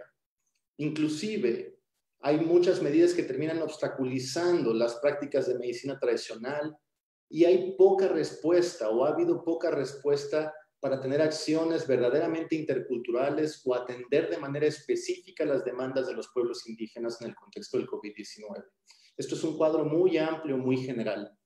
Y quizás una de las cosas que me gustaría destacar, porque creo que fue bastante pionero y responsivo, fue una plataforma que creó conjuntamente el FILAC con el Foro Indígena de Abya-Yala, con la idea de tener un sistema a nivel regional que permitiese ir monitoreando, tanto con la información oficial, que no toda es desagregada desde una perspectiva étnico-racial, y por lo cual muchas veces no podemos tener un dato mucho más certero de cuál es la situación de inseguridad alimentaria para muchos pueblos, como también a través de organizaciones nacionales que iban alimentando con sus relatos y con sus propios sistemas de monitoreo este sistema de plataforma.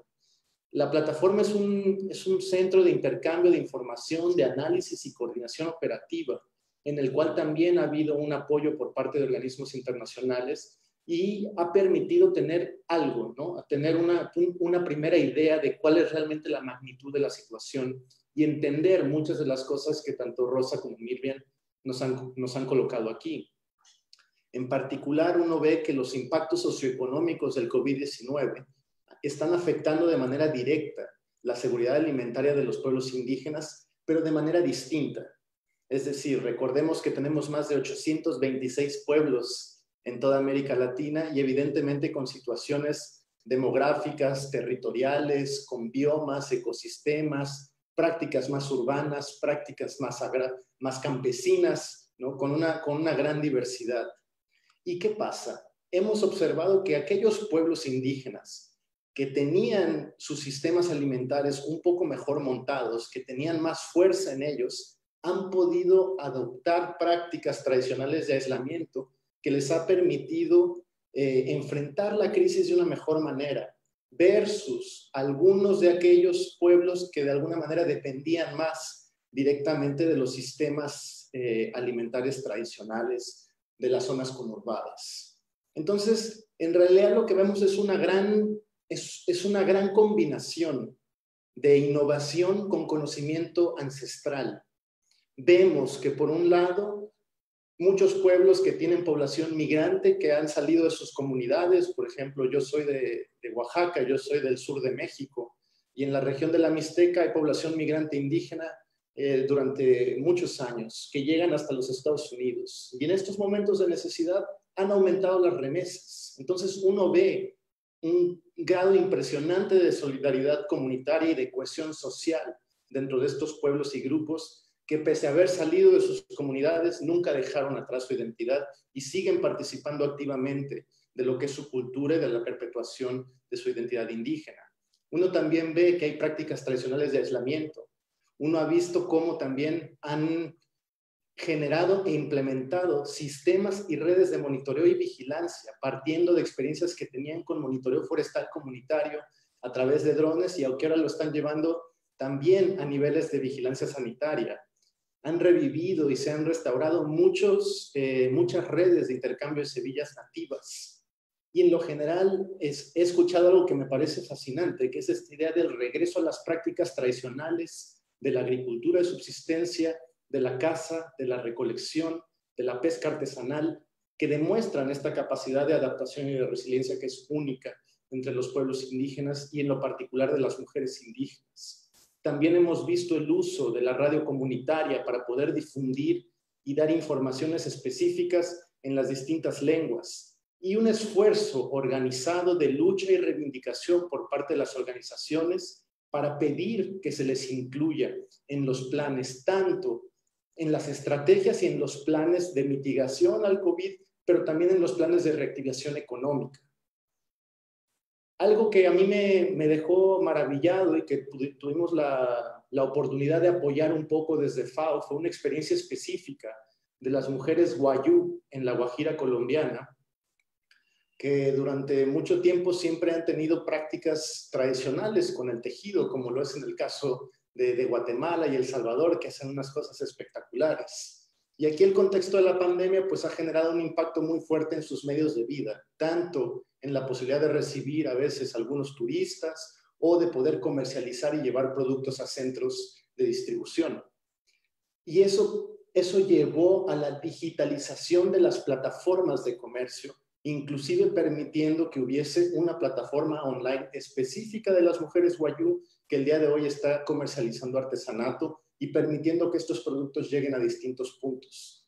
Creo que este es el tipo de situaciones en el que vemos que todos podemos aprender un poco y que hay una gran capacidad de adaptación si es que somos conscientes de cerrar las brechas digitales, tecnológicas y dar oportunidad para que realmente los pueblos indígenas puedan participar de este proceso que requiere de dos cosas. Requiere de una recuperación, pero no solo una recuperación a lo que ya veníamos padeciendo previamente, sino requiere también una transformación. Y esa transformación puede y debe estar acompañada de todo este conocimiento ancestral y tradicional y tiene un gran potencial, porque ahí está la respuesta a muchas de las situaciones que nos llevaron a padecer lo que estamos viviendo con esta pandemia actualmente. Es decir, si nos preguntamos por qué el mundo está padeciendo la pandemia del COVID-19, vamos a ver el surgimiento de una enfermedad zoonótica, quiere decir del mal uso de la biodiversidad, la no comprensión del equilibrio entre los bienes naturales y la forma como estamos desarrollando nuestra sociedad. Y ese equilibrio es algo propio de la forma como los pueblos indígenas siempre se han relacionado con su medio. Entonces creo que ahí hay unas grandes lecciones que nosotros tenemos que aprender y que tenemos que promover y preservar de una manera diferenciada. No quería dejar la oportunidad de hablar de un tema que aquí lo han comentado tanto Rosa como Miriam, como tú, Adriana, que es el tema de la importancia de los derechos colectivos y de los sistemas tradicionales de tenencia. Los derechos colectivos son indispensables para la supervivencia, el bienestar y el desarrollo integral de los pueblos indígenas y tribales también, como en el caso de muchos afros, ¿no? que habitan en el Brasil, en Colombia, de donde tú eres, Adriana, ¿no? No es un tema menor. Estos derechos comprenden el reconocimiento de sus historias, idiomas, identidades culturales particulares, pero también de cómo se trabaja la tierra, de cómo se habita el territorio, va mucho más allá de lo terrenal y va a la comprensión de lo territorial que nos hablaba Enrique, y los recursos naturales que están asociados a todo eso en un uso tradicional. Desde la FAO nosotros tenemos un mecanismo que se llaman las directrices voluntarias sobre la gobernanza responsable de la tenencia de la tierra, de la pesca y los bosques en el contexto de la seguridad alimentaria y nutricional, lo cual fue ratificado por la mayoría de los países de América Latina y en el cual tenemos un apartado específico sobre los derechos colectivos de los pueblos indígenas. Así que Yo con esto cierro mi intervención y te agradezco muchísimo este espacio. Mauricio, te agradecemos a ti. Yo creo que has hecho un panorama exquisito realmente para quienes estamos interesados, todas las personas que nos están escuchando, de cómo está la situación, de cómo venía y de cómo se agravó la situación de pueblos indígenas. Y me quedo con tus últimas palabras porque yo creo que estos son espacios que sirven para dejar en mensajes importantes, ¿no? Sí estamos empezando como humanidad a tomar conciencia y cada uno de ustedes lo ha estado diciendo de manera distinta. Pero para que esa conciencia sirva de algo, pues es necesario cerrar brechas y dar oportunidades iguales a todos, digamos. Para lograr esa recuperación y esa transformación, pero teniendo en cuenta lo ancestral. Yo creo que ahí tú, digamos, cerraste como una gran conclusión de todo lo que venimos hablando. Y a partir de esto último que dijiste, le doy la palabra a Enrique para la última intervención antes de las preguntas del público. A partir de todo lo que han conversado,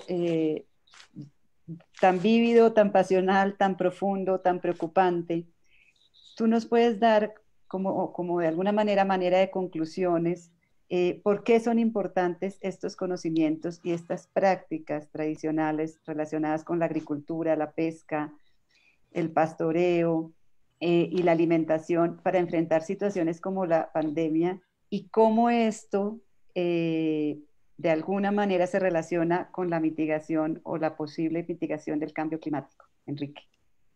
Bueno, creo que Mauricio tocó este tema de un problema sentido por los pueblos y es ese desequilibrio creciente entre la producción, el acceso a los servicios productivos y obviamente el tema del medio ambiente. Las pandemias, las crisis de la salud, las pandemias y el cambio climático no son temas nuevos para los pueblos indígenas. Es un tema permanente de discusión en las malocas, en las casas ceremoniales. Porque la historia indígena está llena de episodios de epidemias, de enfermedades. Y una de esas soluciones ha sido el aislamiento. Eso explica la existencia de pueblos en aislamiento voluntario. Son pueblos que se aislaron, que ahora nosotros estamos en aislamiento acá, en las cuarentenas. Pero también el tema del cambio climático. Hoy en día se asiste a un gran desorden de los calendarios ecológicos tradicionales. Es un tema de discusión. Ya la lluvia no llega en el tiempo que se decía que llegaba. Las plagas ya tienen un comportamiento diferente y es un tema que hace que las comunidades estén hoy en día en un proceso serio de reflexión y de acudir a su historia, a su pasado, para entender y tratar de reorganizar sus procesos ecológicos y productivos. Y en esa dirección habría que mirar, y eso es muy interesante, si uno se escucha bien lo que hemos escuchado de Rosy y de Milvian, encontramos que en todas esas cosas que están haciendo es un gran proceso de resistencia social y de resistencia cultural por permanecer. La vida campesina y la vida indígena no es fácil porque hay unos procesos de violencia institucional supremamente fuertes, que hace que alguien decía por acá que la pandemia, decía un campesino que la pandemia en el caso de Colombia era un mal menor, el coronavirus, frente a los procesos de violencia y de expulsión, porque nosotros vivimos un proceso muy severo y violento de urbanización. Y eso y esa violencia es una enfermedad. Y desde el punto de vista del saber tradicional, el odio y la violencia es enfermedad, es parte de la enfermedad, y por eso la importancia de que yo acudo a lo que decía Milvia, de sanar las mentes, de que salvemos esa parcela que tenemos, ese tool que tenemos, en nuestras cabezas. La salud en sentido integral, es decir, la alimentación y la salud desde el pensamiento tradicional son algo integral, eso está junto. Esa salud emocional de que hablaba Rosy hace parte de eso. Entonces, de allí que hay que entender que las estrategias de resistencia y sobrevivencia de los pueblos se plantean estas cosas, y ha habido respuestas interesantes. Y respuestas interesantes en el sentido de que, por ejemplo, hoy en día a mí me ha llamado la atención los mecanismos de solidaridad urbano-rural que se han ido creando a través de los mercados campesinos, para poner un ejemplo. Es decir, hay gente, y esto nos obliga también a repensar el urbano, a repensar el mundo urbano. Y hoy en día es interesante encontrar cómo se acuden personas, acuden a mercados a comprar directamente al campesino, a fortalecer la economía, a fortalecer las economías de los campesinos. Y aquí es cuando decimos, no solamente, es decir, cuando vemos en el campesinado respuestas interesantísimas, de estrategias de buscar acceso a los mercados, de buscar, de protegerse frente a ese grave problema que existe. Mauricio, cuando dabas unas cifras del impacto de los sistemas agroalimentarios en el medio ambiente, es la expansión de la ganadería en estos países a expensas del campesinado y del medio ambiente. Lo mismo podemos decir el impacto de la minería que está contaminando nuestros ríos. Nosotros hemos perdido la alimentación de los recursos de la pesca fluvial por la contaminación por la minería en los ríos. Y eso son problemas estructurales, Milvian, que hacen que se necesiten políticas públicas que entiendan el papel no solamente de los pueblos originarios, sino también de las comunidades campesinas. Si el campesinado se ha entendido como un sector productivo y no se ha entendido como una cultura, nunca se mira a las culturas campesinas en su integridad. Y eso hace que un alto funcionario del gobierno diga recientemente que la idea que hay que hacer, hay que sacar a los campesinos del atraso para volverlos productores modernos y competitivos, para que se reinventen. Si alguien se reinventa todos los días es el campesino, que tiene que estar luchando contra las condiciones climáticas, contra las adversidades de mercado y contra las políticas públicas que muchas veces van en contra del campesinado.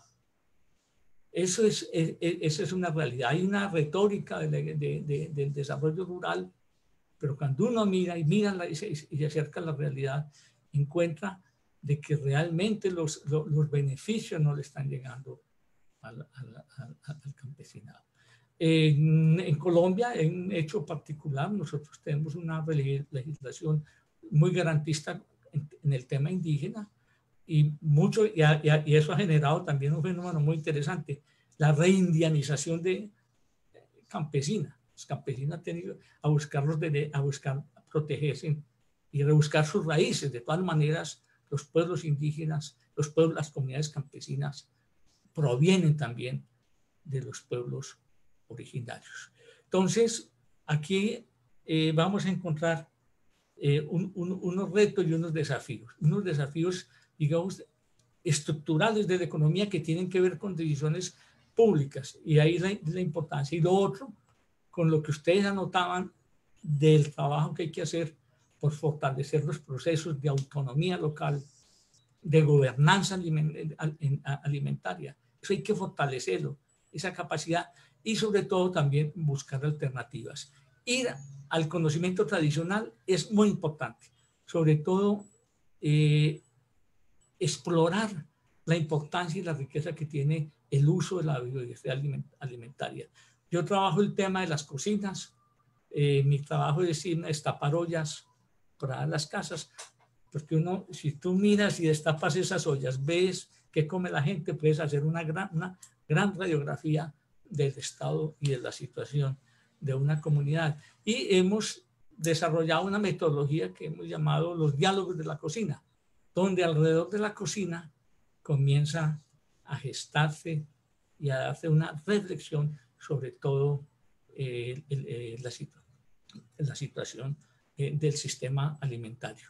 Dejo ahí, esto da para muchísimo, dejo ahí como conclusión, y agradezco mucho la oportunidad que me da pues, el Crespial y los compañeros de participar en esta mesa. Muchas gracias, Enrique. Tenemos un inconveniente con la conexión de Adriana, pero mientras se conecta, démosle paso a algunas de las preguntas de las personas que nos están acompañando por Facebook. Para Rosa nos pregunta Claudia Mazariegos. Buena tarde. Quisiera saber cuál ha sido la experiencia de las mujeres de Chalatenango para adquirir sus semillas e iniciar sus cultivos, ya que la necesidad alimentaria de las familias es grande, los pocos espacios para la siembra, el clima y el acceso al agua determinan este proceso de recuperación de semillas. Rosa. Con mucho gusto. Una de las experiencias o el origen de la semilla ha sido por medio de intercambios, la semilla criolla. Hablamos de semilla criolla, bueno, todos ustedes lo saben, por ejemplo, y las semillas también, las plantas promisorias. Esas plantas han llegado aquí a la región Chalatenango por medio de intercambios que se han hecho en otros departamentos. Y así se ha venido diversificando un poco más la semilla. Y el resto de semillas es bastante difícil porque hoy con todo del sistema de plagas y todo eso, sostener la semilla criolla de repente no produce igual que la semilla que nos están vendiendo la industria. Una parte se compra y otra parte es la que se regenera. Por ejemplo, el pepino criollo da la cosecha y luego se hace un proceso para almacenarla para la siguiente cosecha. Y de igual todo lo que tiene que ver lo que maíz, frijoles, que es por tradición lo que son los granos básicos es la base alimentaria acá de El Salvador, arroz, ajonjolí, esas son semillas tradicionales, criollas, pero estas plantas promisorias se han adquirido por medio de intercambios.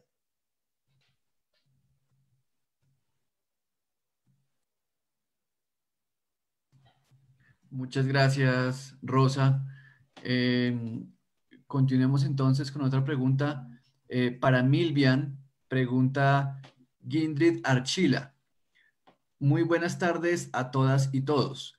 Quiero preguntarles cómo podemos fortalecer la resistencia comunitaria desde las prácticas alimenticias. Muchas gracias. Milvian. Sí, gracias por la pregunta. Creo que es muy importante siempre el intercambio de ideas y de saberes entre la población.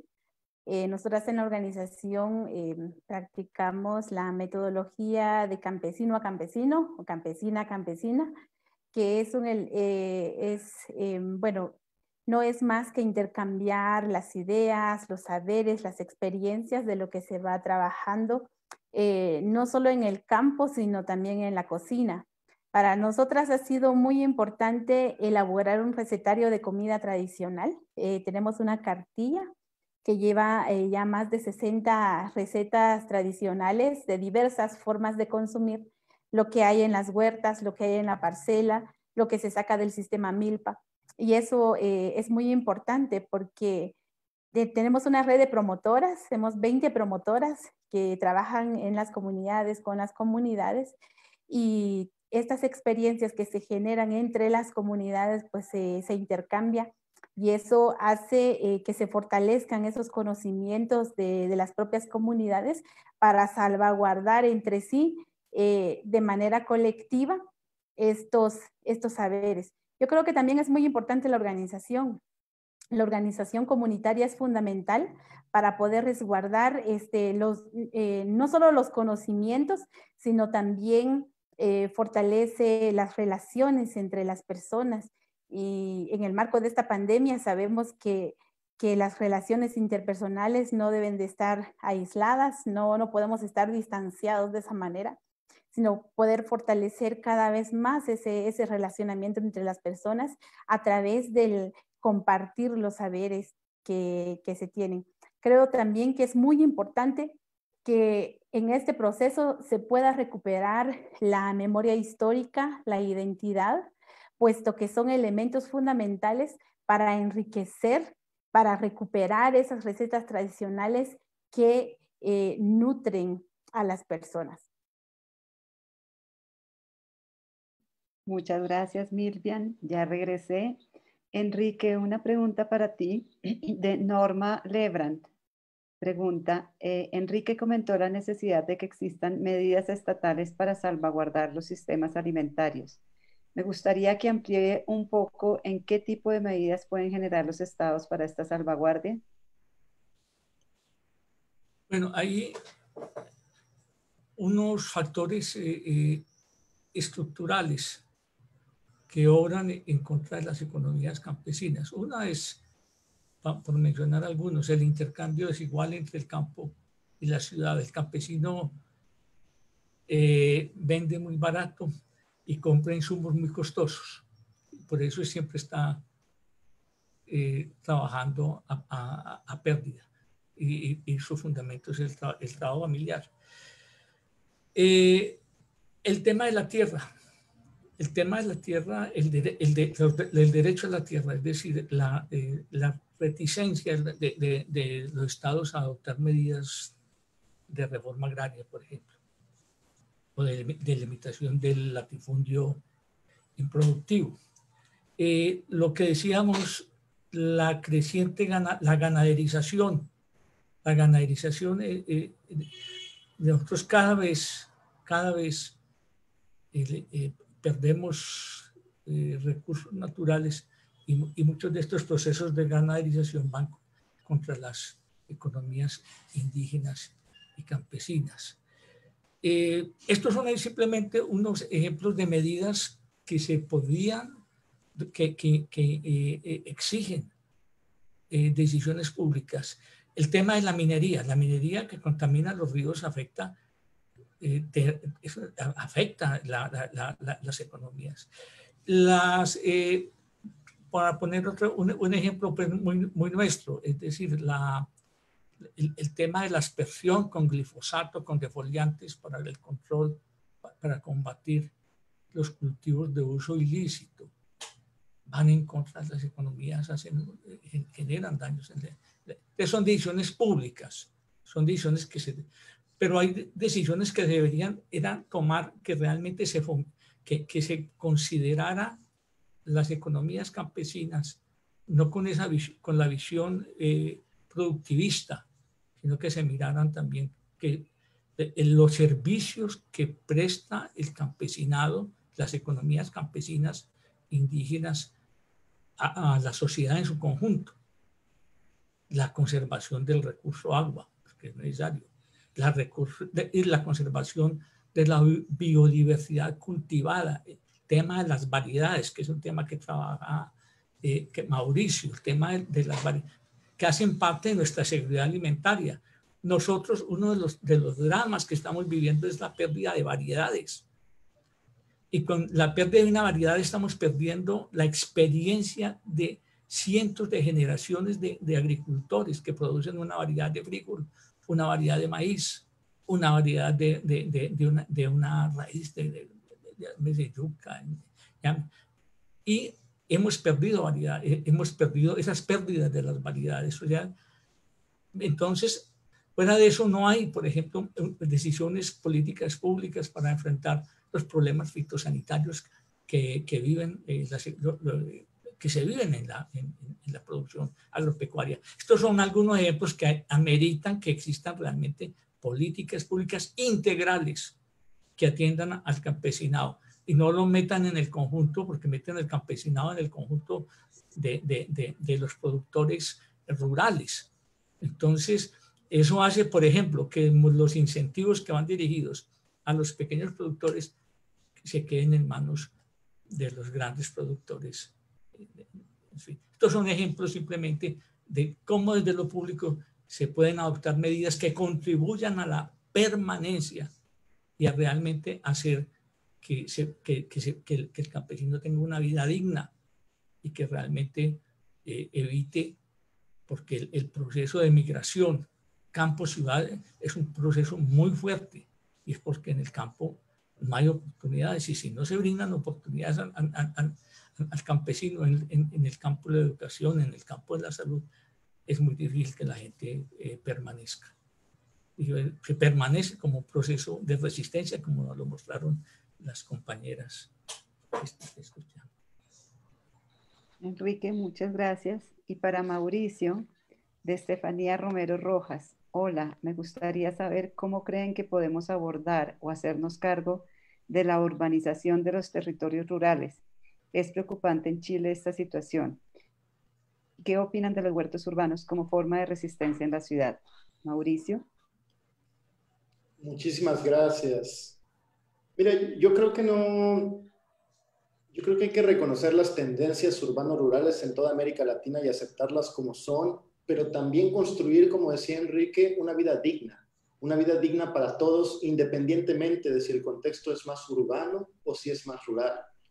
En lo particular, creo que tenemos una deuda con el mundo rural y veo con mucha preocupación que muchas veces las políticas públicas son construidas desde las ciudades, desde las capitales, pensadas en un contexto muy urbano para intentar encontrar soluciones para las personas en el contexto rural. Y creo que ahí hay un aprendizaje que es elemental en lo que estamos hablando y que de alguna manera responde, quizás no de manera muy específica, pero de manera más general, esta pregunta que me haces.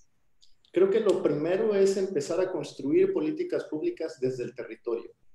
Eso es algo fundamental. Y en un segundo plano, no solamente desde el territorio, sino con los pueblos, con aquellos con quienes queremos realmente generar un cambio positivo y transformador. Entonces, la posibilidad de utilizar el enfoque territorial y una construcción participativa basada en el consentimiento libre, previo, informado, que permita realmente este espacio de diálogo, retroalimentación, en el que los pueblos indígenas tengan este papel central y protagonismo para decidir cómo quieren que la política pública interactúe con sus medios de vida, es sin duda algo elemental. En cuanto a herramientas, programas que pueden llegar de la política pública, creo que hay muchos ejemplos que bien contaba Enrique. Yo destaco aquí algunos cuantos porque creo que son buenos dejarlos ahí en el imaginario de las ideas. Por ejemplo, los pagos por servicios ambientales y los servicios ecosistémicos. Se puede hacer mucho más visibilizando cuáles son las aportaciones de los pueblos en lo que tiene que ver con el financiamiento climático y el acceso al financiamiento climático, que es realmente la crisis que estamos enfrentando y que vamos a seguir enfrentando por mucho más tiempo. El comanejo de áreas de protección natural, el manejo forestal comunitario, la designación de sitios importantes de patrimonio agrícola mundial, son elementos importantes que, si se conjugan, por ejemplo, con las compras públicas institucionales para generar circuitos cortos virtuosos en el mundo rural, y se llevan a cabo de manera coherente con la expansión de los servicios de protección social, que realmente conversen con el mundo rural, podemos pensar en esa vida digna y en este planteamiento de decir que independientemente de si estamos en un contexto urbano o rural, podamos asegurar una vida digna para todos y todas, donde nadie se quede atrás, que es lo que plantean los ODS. Así que esa sería mi respuesta. Muchas gracias. Muchísimas gracias, Mauricio. Bueno, pues el espacio ha tenido una muy buena acogida. Muchísimas gracias a los cuatro por acompañarnos en este espacio.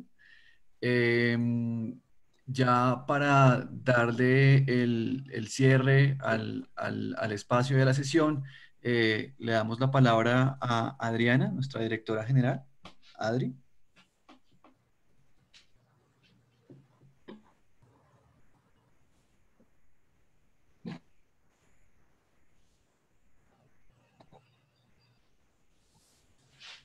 Adri, ¿nos escuchas?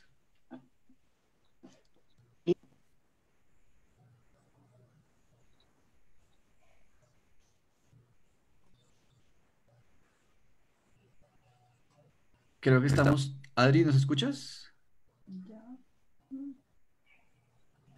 Sí, aquí estoy. Y si ustedes me escuchan, pues podría cerrar finalmente. Venía diciendo David, pues fue un espacio, pero el tema da para esto y para muchísimo más. Hemos tenido muy buena acogida en la reproduciendo estos días y agradecemos muchísimo a todas las personas que nos escucharon. Y es difícil cerrar con algo porque se han dicho muchísimas cosas, pero quisiera hacer una muy rápida conclusión.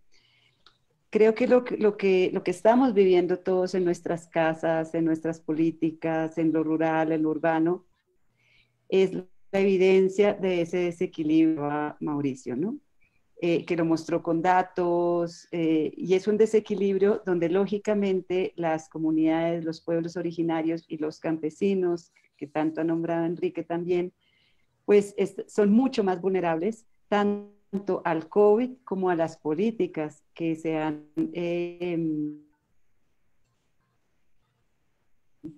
desarrollado frente al COVID. Silva y Rosa nos mostraron desde la tierra, desde sus saberes y desde lo femenino, un proceso de conciencia, que Enrique llamó un proceso de resistencia social y cultural, en el cual se ha generado una valoración, una recuperación de los saberes y de las prácticas relacionadas con la agricultura y también en otros espacios con la pesca, con el pastoreo. Este proceso de conciencia que se está viviendo desde las comunidades como una resistencia de sobrevivencia, el llamado es a fortalecer esas iniciativas de política desde los gobiernos, desde las entidades como la FAO, en las cuales hay una serie de problemáticas que tienen que empezar a ser atendidas de forma urgente, porque ya no es un tema de izquierdas, de derechas, ni siquiera, sino ya es un tema de sobrevivencia como humanidad y de buscar, de rebuscar colectivamente ese equilibrio del que nos hablaron también Milva y Rosa. Y aquí, como yo también soy mujer, tuve mucha sensibilidad frente a los relatos de ellas y de Rosa explicando el rol de las mujeres y la necesidad de unirnos, y no es de las mujeres, es de lo femenino, frente a esta resistencia, frente a esta conciencia y también frente a este llamado a las políticas públicas. Con esto, a Rosa, Milvian, el tema, yo creo que se abren nuevas posibilidades de alianzas, de alianzas y de redes entre comunidades, entre expertos, entre instituciones. Muchísimas gracias a todos y hasta pronto. Los esperamos el próximo 1 de septiembre con nuestra quinta sesión, nuevas mitas. Todos, buena tarde.